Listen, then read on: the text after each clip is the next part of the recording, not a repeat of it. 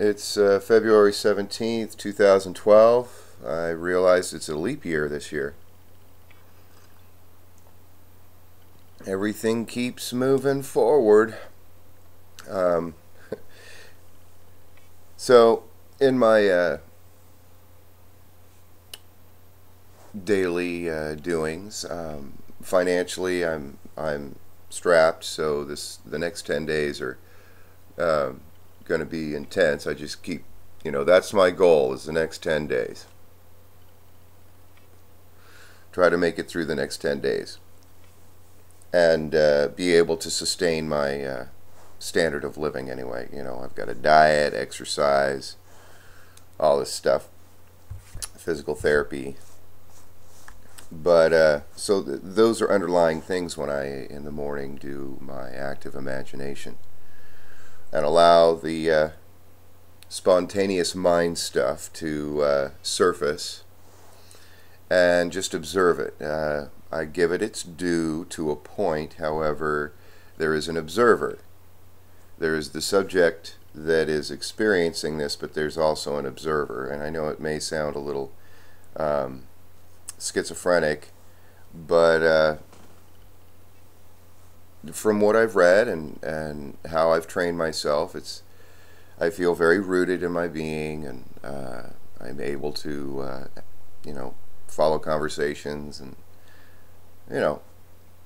so I don't see it as a problem, though in the beginning it was a little disconcerting to realize that this was happening, because it really came to the forefront of my consciousness, as I've stated in earlier talks, that when I went through what I look back now as the basic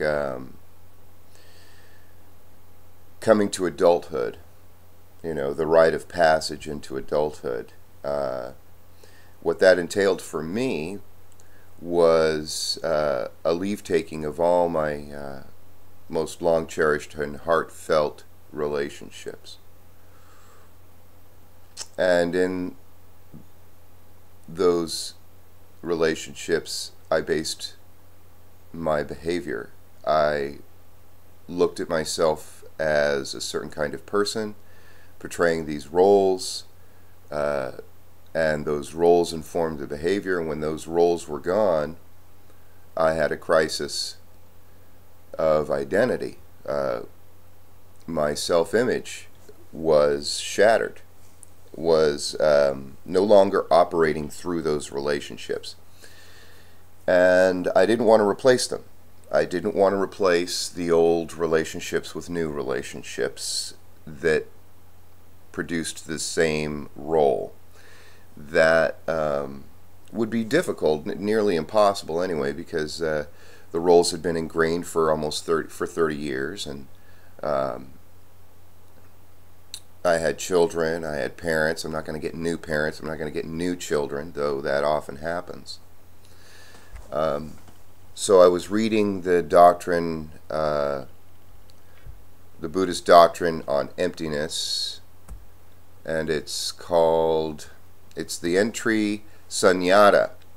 Yeah, Sunyata. It's the entry Sunyata in Wikipedia.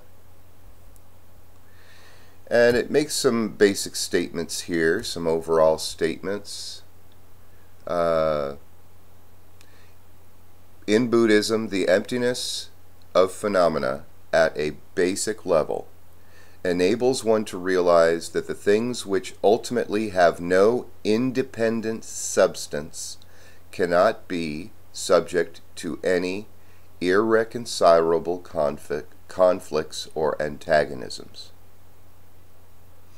And the idea, no independent substance, that goes straight to the point of relationships. Everything is relative. Everything is in relationship to something. So whatever does not have those relationships, whatever does not have independent substance, cannot be subject to any irreconcilable conflicts or antagonisms.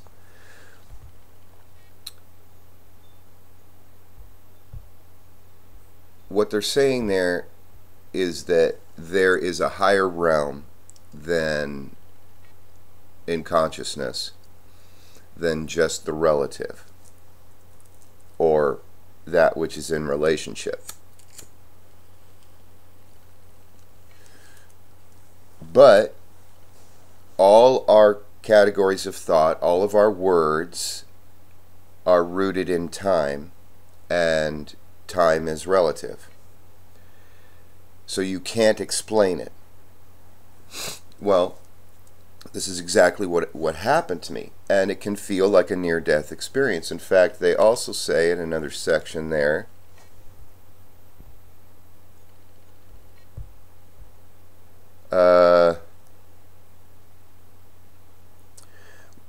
when one emerges, okay, it is explained that a person can experience a death-like contemplation in which perception and feeling cease. Now, to explain that bit is that if all of our perceptions and all of our sensations are based on very specific relationships, say a relationship with children, and then they're gone all of a sudden, all those perceptions and sensations have no other to give them reality. There's only our interior. There's only the self, not the other. And so relativity is dissolved. But what's interesting is they say in this explanation, in this view, the meaning, okay, when this person emerges from this state, so they go to this death-like contemplation and they come back to reality, when one emerges from this state, they recount 3 types of contact. And I found a different wording. Now, their wording is very important, but in this little schematic up here, in the astrological symbolism, we'll use, let's see, Aries, Taurus, and Gemini. Aries is a cardinal sign. They're leaders. Taurus is a fixed sign. So they don't necessarily lead, they just trudge on through. A good example is the bull is their symbolism. You put the bull in a straight, it will plow a straight line all day long on a plow. And then Gemini is mutable. So there's leaders, there's the fixed, and then there's the mutable. The mutable is always changing. So they say there are rules to live by. Aries say there are rules to live by. There are steps, we must follow the steps, and there can be no skip steps. That's their stance and posture to them. Then Taurus says, rules, what rules, whatever, as long as they don't get in my way. And then Gemini, as a mutable sign, the mutable sign says, rules, what rules? We make it up as we go. Okay, so that's the way I interpreted it. But then when I read this, they say, I'm going to read the whole excerpt again. It is explained that one can experience a death-like contemplation in which perception and feeling cease. And I've already explained, that's like losing our relationships, a very important relationship in which our identity is based. When one emerges from this state, they recount 3 types of contact: emptiness, singleness, and undirected. Now, emptiness is the main idea. There's a hierarchy. That's the main idea of the Buddhist doctrine. All things are inherently empty, or the world is an illusion. But they also explain in this that the Western mentality thinks this is nihilism, means there is no purpose to life. And that's not what they think. That's not what the Buddhist thinks. They explain that when you go to this death-like contemplation, or what I'm saying, your identity dissolves, everything that you base your identity on. There's three types of contact, and what I'm saying is there's three types of stance or posture that one can take with the world when they come back. One is emptiness, where one realizes that all the phenomena in the world are only surface events and there's something deeper informing them of their purpose and meaning. The other one is singleness, and to that I ascribe, or I interpret as a directed individual, someone that has one single definite chief aim of purpose in the life, and they make it happen. And then the undirected, which is an individual that sort of goes with the flow and says, oh, all is just the way it is, and I surrender to fate. So the singleness may be a person that says, I have a destiny, and I make that destiny happen.